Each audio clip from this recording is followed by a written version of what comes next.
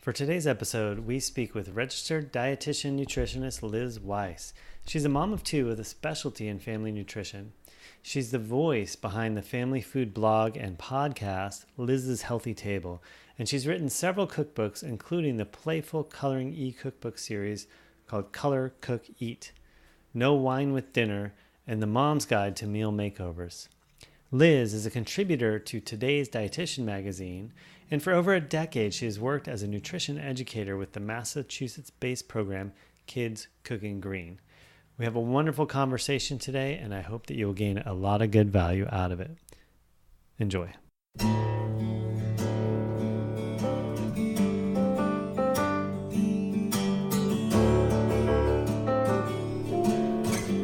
Welcome to the Kids Eating Broccoli podcast, where we believe that raising healthy kids shouldn't be complicated.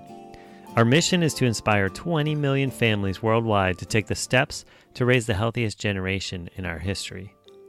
We'll interview some of the world's leading experts in nutrition, human potential, and children's health, as well as extraordinary chefs and foodies to gain insight into simple, fun, and creative ways to introduce natural health into homes across this planet.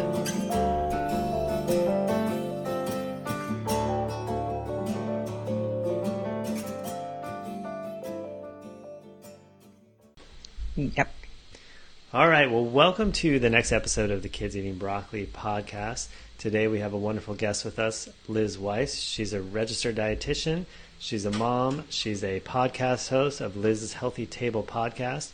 And she's going to share with us some great advice and insight into how to help our families be healthier and do it without a lot of fighting and stress, ideally.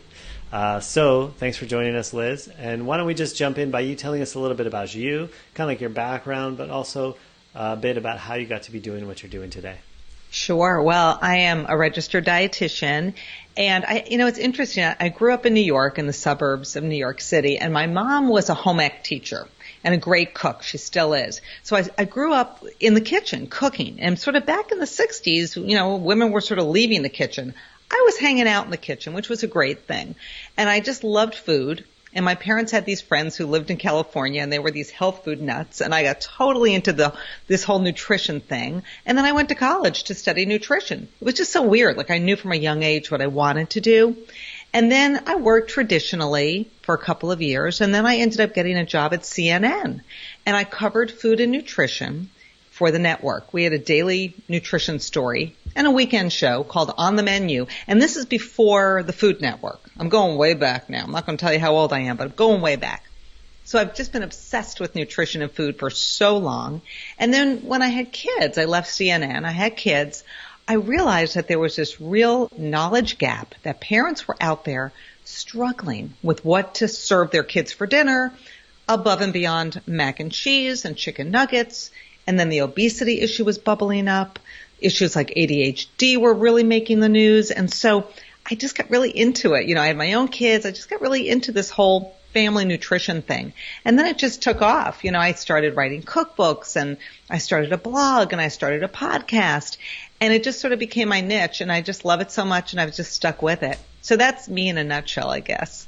That's cool, yeah. So not to belabor how long you've been in the industry, but you've probably seen quite a few changes having been interested in health food from childhood. What even has been considered health food and so on and so forth. So that's an interesting perspective. Yeah, it's changed a lot. And also just people's interest in nutrition. Mm-hmm. Back in the day, people would hear I'm a dietitian and they'd be like, whatever. Now they're like, oh, you're a dietitian and you write cookbooks. And so people immediately start talking about food, and then they want to know about omega-3, or they want to know about the microbiome. I mean, you name it.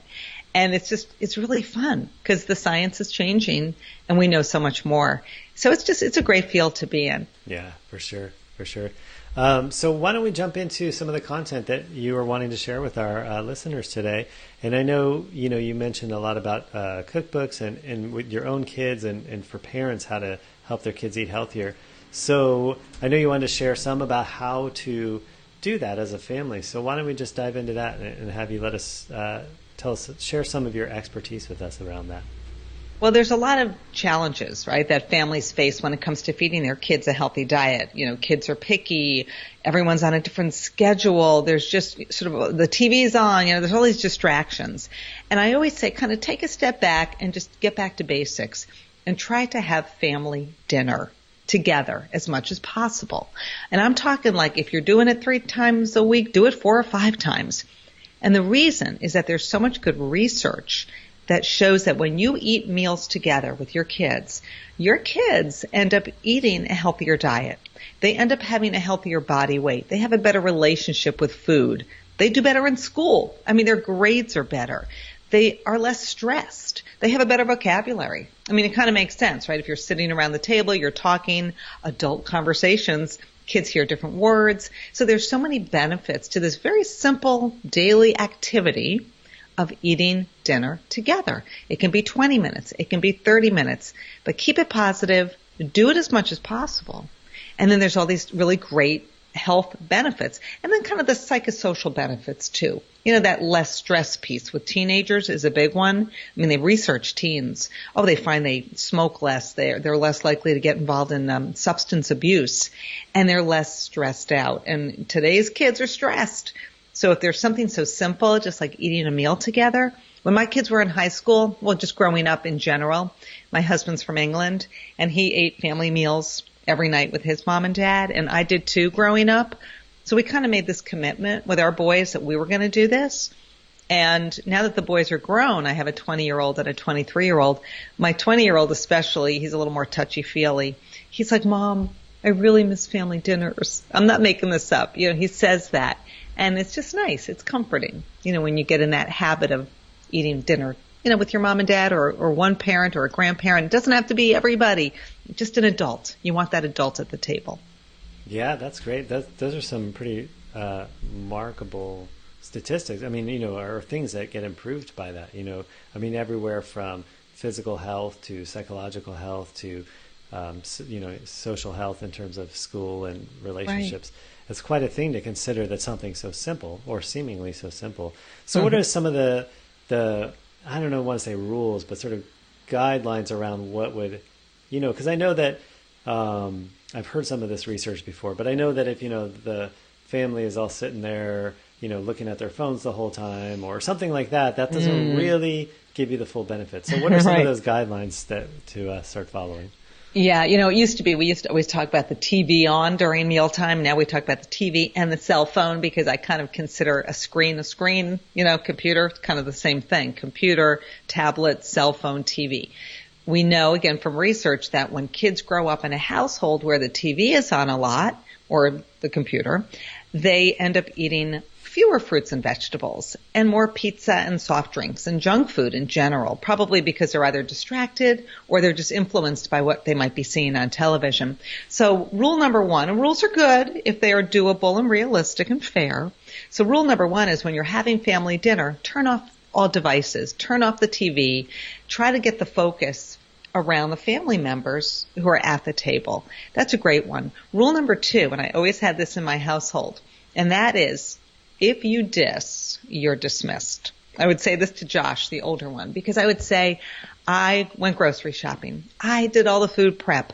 We finally got to the table. And now you're telling me you don't like the broccoli? Are you kidding me? Because if you say that, then your little brother is going to immediately follow you, right? Cool big brother. So I'd say if you don't like something, that's fine. You don't have to like everything, but just don't say anything negative because it took a lot of effort to get the meal on the table. So be nice. Keep it positive because research shows that when families are happier around the table, they're more successful at mealtime. And the kids do end up eating better. They're happy to be at the table.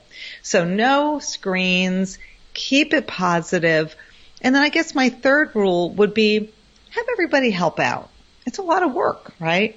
But be fun about it. So if you want help from your troops, then you can assign your kids different tasks. So maybe one child helps to set the table, one clears the table. Maybe the kids help you cook. So now they're invested. They're engaged. And maybe they're whisking a salad dressing, or maybe I always like to make my dressings like in a mason jar, shake it up. Have some fun, but get everybody involved. And when you do that, you're going to see a real big change in the dynamic around the table. Everybody's part of it, right? Yeah, for sure. I mean, once, I see that with my own kids, if they're involved creatively in whatever it is, they get way more invested in it. Food preparation. We have a little garden out back. Same thing. They'll eat stuff that they never would eat because they were out there helping us pick it or pull the weeds or whatever those are. That's really cool. So that's a good point, though, the getting people to help, because it is a lot of work. And I know, I think of what people must be thinking as they're listening to this and thinking, oh, that sounds great, but that sounds like a lot of work, especially if we're not in the habit of doing like home cooked meals. How do we then go from, not doing it, like doing a lot of convenience food or whatever the case may be? We have busy schedules. Kids have busy schedules these days to how do we do that? I mean, maybe we can get together everybody for half an hour, but what about all the making the food beforehand? Yep. Mm-hmm. It's a big obstacle, sort of this perceived lack of time. I always say, like, how much TV are you watching? If you really add up how much TV you're watching in the week, it's kind of a lot. We all love to binge on different TV shows. And so take some of the time away from your TV viewing, perhaps, and put it towards that meal planning and prep. If you can nail the meal planning and the prep, your week is going to be so much easier. And here's what I mean. So on my website, for example, lizshealthytable.com, I have a free printable. It's called the 7-Day Meal Planner. You sit down on a Sunday morning and you plot out what your meals are going to be throughout the week. That's your plan. Now you go to my website and you download my free supermarket shopping list. And now you take stock of what you have in your kitchen pantry, and then you check off what you need at the supermarket. And then you go and you do your big shop. Maybe it's early Sunday morning, maybe it's Friday night, who knows? But you do it when it's convenient for you, the big shop. And then you carve out a couple of hours, maybe on the weekend, when you do the lion's share of the prep. And so you can be cutting up veggies that you're going to be adding to your quesadillas throughout the week. Or you get that slow cooker or the Instant Pot going and you make a big chili or a big beef stew. And now you've done a lot of work in one day so that when you walk in the door on a Monday and you're like, wow, it's been a crazy week, you can quickly assemble that dinner because you've got everything on hand and you've already done a lot of the prep ahead of time. So it's kind of like, get organized. I'm personally not very organized. I tend to fly by the seat of my pants. I make a lot of pantry meals, but I can do that because I have a lot of sort of recipes up my sleeve. Some people can't do that. So then do that meal planning and prep thing so you're really organized. You got to take the stress away from your life so that you're more successful when the dinner bell rings, because we want that to be a positive time. And again, when you get your kids to help, you'd be amazed how that makes your life so much better. I always had my boys do dishes because I don't like to do dishes. And that took a lot of stress off of me. For some reason, I hate emptying the dishwasher. It only takes 5 minutes, but that's sort of my stress point. So I'd have the boys do it. And I always said to them, boys, one day when you grow up, you're going to meet a nice young woman. She's going to want to marry you because you are doing the dishes. This is a good thing. So market it however you want to market it to the kids, but get them involved. Yeah, awesome. So a lot of planning to create a lot more ease in your week and in your daily life. Yeah, I tend to be a fly by the seat of my pants person in the kitchen also.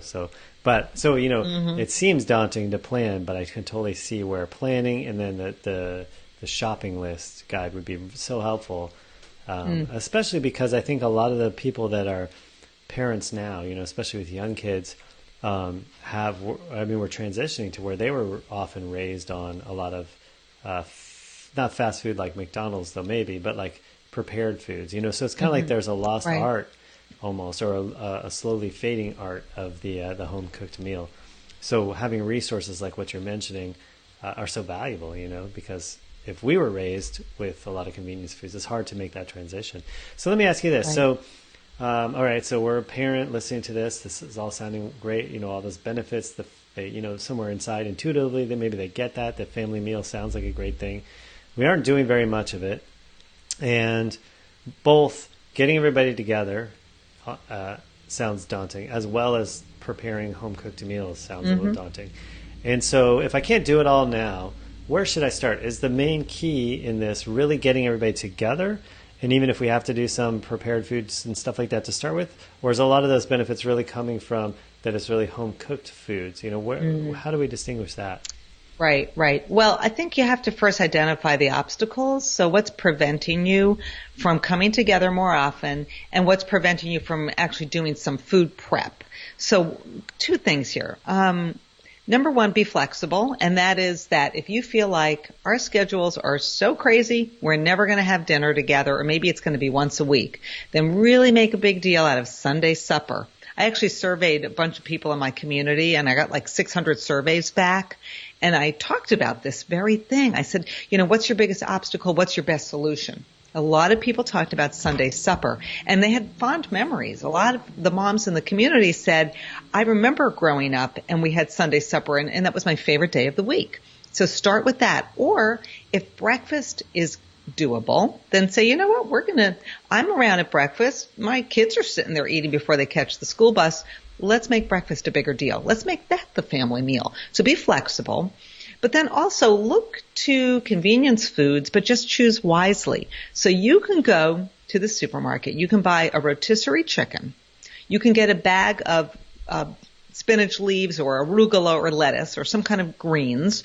So there's your salad. So you got your chicken. You got your salad. You can buy frozen broccoli. And then you can just cook that up and then drizzle with a little olive oil and some grated Parmesan cheese. Now you've got a meal, and maybe you have some whole wheat rolls. So you didn't really have to do a lot of prep. So look for those shortcuts at the supermarket, and always be thinking veggies. Be thinking whole grains. Be thinking lean protein. So the more fruits, veggies, whole grains, beans, open a can. I just bought flour tortillas today. I got a can of beans. I've got some shredded cheese. I have a carrot. I'm going to peel the carrot. I'm going to shred it, grate it on a box grater. And I'm going to make quesadillas. Throw a little salsa in there, a little barbecue sauce. Easy. 5 minutes. So kind of be thinking about those shortcuts. If you're only having 3 meals a week together, try to get it up to 4. A lot of the research is showing 3 or more is kind of where these benefits kick in. So we want everyone to be successful. If you're at 3, get it to 4. You can do it, right? If you have those little tools, those little tricks, and then make it a family commitment. Just say, hey, gang, we're going to try to really make this more of a family thing, and we're going to have fun. And then you'd be surprised how quickly the kids get into it. Yeah, that's really cool. So there's a balance then between, looking for because it's true. I mean, a lot of the stores these days do have things like the rotisserie chickens or things that are partly prepped for you, the frozen vegetables or even if it's not frozen, I see, you can get bags of already chopped up broccolis or cauliflowers or whatever that are already prepped. So they take that step out of it, and so, yeah, that's cool. So then the one other thought that I'm sure is in a lot of people listening's mind who is, okay, that sounds good. We can do all that. But my kid will only eat peanut butter and jelly sandwiches. So do we all have to eat that? What do we do with that? How do we get my picky eater to be part of this and have it not be stressful, Yeah. Oh boy, do you have all day? We could talk all day about this one. Oh, I'm sure. So picky eating. So probably the best antidote to a picky eater is to get them involved in the food prep. They shop with you. They help you pick the recipes. They help you cook in the kitchen. And the more you can get the kids involved, the more likely it is they're going to buy into trying new foods. And, it's a process. So it might take I do a lot of kids cooking classes, and I'm amazed. There's usually one kid in the group who will just eat nothing, and you're going to find that, right? But by and large, most of the kids, you've got kale leaves, and they're massaging the kale with a little olive oil to kind of tenderize the leaves. And they're making little salads, and the kids are eating kale. Like they're little bunnies, they're adorable.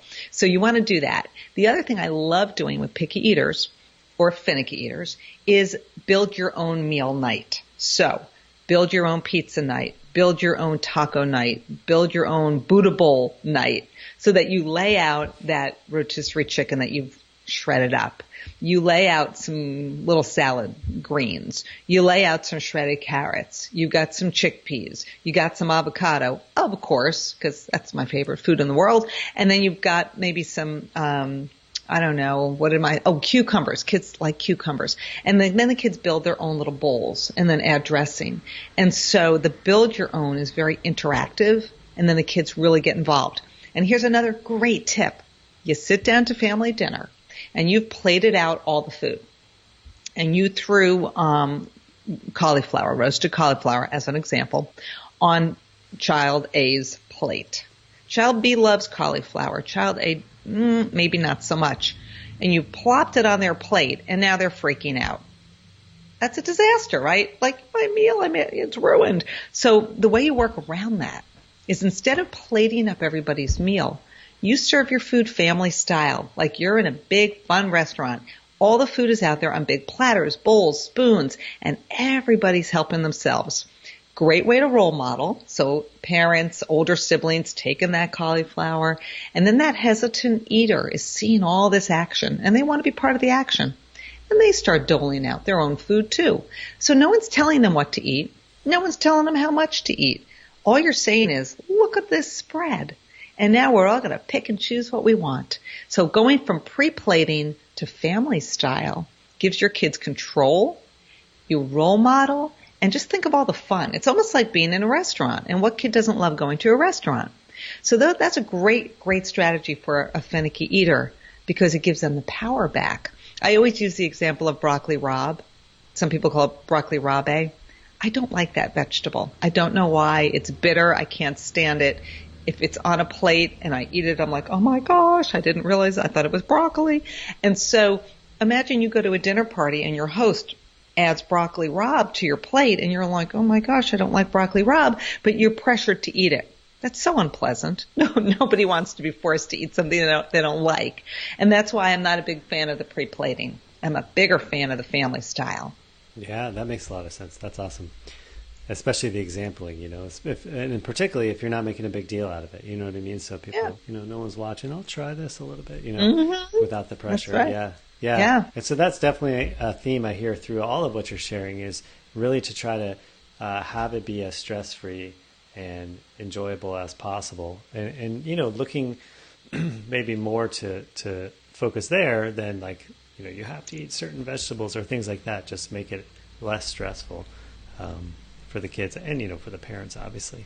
Right. It's a learning process. I when my kids were younger and I was talking to other parents, I would say, learning to love a variety of new foods. I use fruits and vegetables as an example. It's a learning process. It takes time. Just like learning how to read takes time. Learning how to ride a bike takes time. My younger one, Simon, he just turned 20.